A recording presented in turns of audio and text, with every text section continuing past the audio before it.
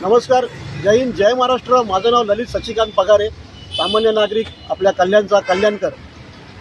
गेली बरेच दिवस 2023 पासून पाठपुरावा करतोय मी महानगर कल्याण डोंबिवली महानगरपालिकेचा की कमर्शियल टॅक्स जे आपले टेलिकॉम टावर्स आहेत त्यांचा टॅक्स भरणा होत नाही आहे. वारंवार तक्रार देऊन त्यांना वारंवार पत्र देऊन सुद्धा काही कुठली ठोस कारवाई झाली नाही आहे. त्याबद्दल आज आम्ही इथं आमरण उपोषण पुकारलं आहे. त्या ठिकाणी आम्ही सगळे जमलो.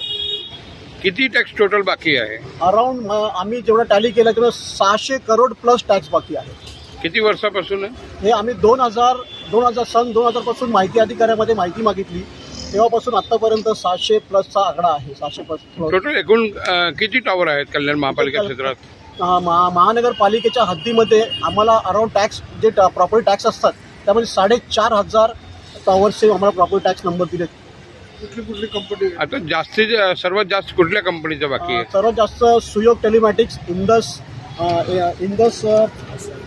SR, नंतर SR telecom infra, 24 century infra, Chennai network infra, Viom networks, loop mobile, Reliance info, या सर्वांचे असे बऱ्याच कंपन्या आहेत ज्यांचे टॅक्स अजूनपर्यंत महानगरपालिकेने वसूल केलेले नाही.